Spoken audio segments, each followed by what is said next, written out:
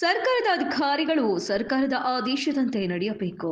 ಆದರೆ ಸರ್ಕಾರದ ನಿಯಮಗಳನ್ನೇ ಉಲ್ಲಂಘಿಸಿ ಮಾನ್ವಿ ತಹಶೀಲ್ದಾರ್ ರಾಜು ಫಿರಂಗಿ ನೀರಮಾನ್ವಿ ಯಲಮಾದೇವಿಯ ಜಾತ್ರಾ ಮಹೋತ್ಸವದ ತೆಂಗಿನಕಾಯಿ ಹರಾಜು ಪ್ರಕ್ರಿಯೆಯಲ್ಲಿ ಶಾಮೀಲಾಗಿ ಕಡಿಮೆ ದರದಲ್ಲಿ ಹರಾಜು ಮಾಡಿದ್ದಾರೆಂದು ನೊಂದ ವ್ಯಕ್ತಿ ವೆಂಕಟೇಶ್ವರ ರಾವ್ ಆರೋಪಿಸಿದ್ದಾರೆ.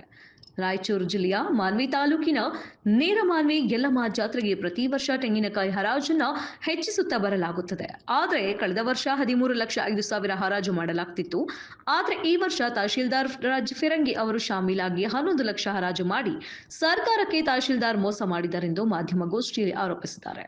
ಸರ್ಕಾರದ ನಿಯಮದ ಪ್ರಕಾರ ಹರಾಜು ಮಾಡಬೇಕಾದರೆ ಪ್ರತಿ ವರ್ಷದಂತೆ ಹೆಚ್ಚಾಗಬೇಕು. ಆದರೆ ಮಾನ್ವಿ ತಹಶೀಲ್ದಾರ್ ರಾಜು ಫಿರಂಗಿ ನಿಯಮಗಳನ್ನೇ ಉಲ್ಲಂಘಿಸಿ ಕಳೆದ ವರ್ಷಕ್ಕಿಂತ ಕಡಿಮೆ ಅಂದರೆ 2 ಲಕ್ಷ ಕಡಿಮೆ ಮಾಡಿ ಹರಾಜು ಮಾಡಿದ್ದಾರೆ. ಅಂದರೆ ಇಲ್ಲಿ ಮೋಸದಾಟ ನಡೆದಿದೆ. ರಾಯಚೂರು ಜಿಲ್ಲಾಧಿಕಾರಿ ನಿತೀಶ್ ಅವರು ಈ ಬಗ್ಗೆ ಗಮನ ಹರಿಸಿ ಟೆಂಡರ್ ಅನ್ನು ರದ್ದುಪಡಿಸಬೇಕೆಂದು ವೆಂಕಟೇಶ್ವರ ರಾವ್ ಒತ್ತಾಯಿಸಿದ್ದಾರೆ.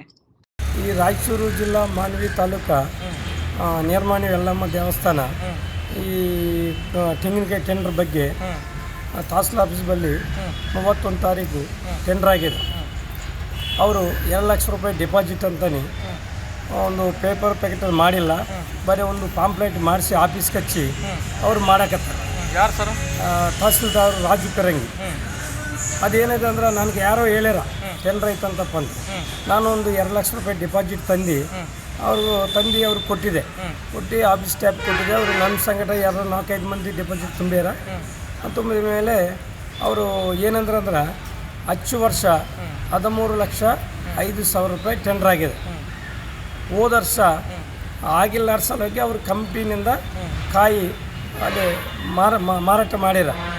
ಈ ವರ್ಷವೂ ಅದೇ ಅಮೌಂಟು 13,05,000 ಮೇಲ್ಪಟ್ಟ ಬಂತಂದ್ರೆ ಟೆಂಡರ್ ಕೊಡ್ಬೋದು, ಇಲ್ಲಂದ್ರೆ ದೇವಸ್ಥಾನದಿಂದ ಕಾಯಿನಿ ಮಾರಾಟ ಮಾಡಬಹುದು ಅಂತಲೇ ಹೇಳಿ ಟೆಂಡರು ಇದು ಮಾಡಿ ಟೆಂಡರ್ ಮಾಡಿ ಪ್ರಯತ್ನ ಮಾಡ್ಯಾರ.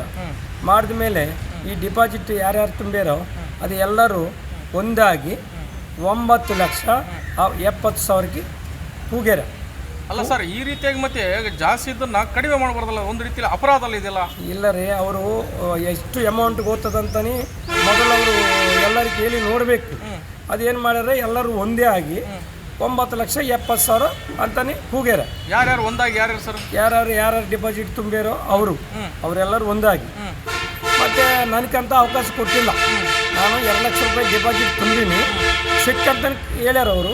ನೋಡ್ರಿ, ನೀವು ಪೇಪರ್ಗೆ ಹಾಕಿಲ್ಲ, ಚೆಕ್ ಎಲ್ಲಿಂದ ಬರ್ತದ್ರೆ ನೀವೇನೇನೋ ಅವಕಾಶ ಕೊಟ್ರಿ, ನೀನು ನಾಳೆ ನನ್ನ ಹೆಸರು ಐತಂದ್ರೆ ಎಲ್ಲ ನೀವು ಚೆಕ್ ಬೇಕಂದ್ರೆ ಚೆಕ್ಕು, ಯಾವ ದುಡ್ಡು ಬೇಕಂದ್ರೆ ಎಲ್ಲ ತಂದು ಕಟ್ತೀನಿ ಅಂತಾನೆ ಅವಕಾಶ ಕೊಟ್ರು ಅಂತ ರಿಕ್ವೆಸ್ಟ್ ಮಾಡಿದೆ. ನಾನು ತಹಸೀಲ್ದಾರ್ ಸಾಹೇಬ್ರು ಅವಕಾಶ ಕೊಟ್ಟಿಲ್ಲ. ಅಲ್ಲ, ಅದು ಪತ್ರಿಕಾ ಪ್ರಕಟಣೆ ಕೊಟ್ಟಿಲ್ಲ. ಅವ್ರು ಪತ್ರಿಕಾ ಪ್ರಕಟಣೆ ಕೊಟ್ಟಿಲ್ಲ, ನನಗೆ ಅವಕಾಶ ಕೊಟ್ಟಿಲ್ಲ. ಎಲ್ಲರೂ ಒಂದೇ ಆಗ್ಯಾರ. ಒಂದಾದ ಮೇಲೆ 9,70,000ಕ್ಕೆ ನಿಂದಿರ್ಸ್ಯಾರ. ಹಂಗೆ ಕೊಡೋಕೆ ಬರಲ್ಲ.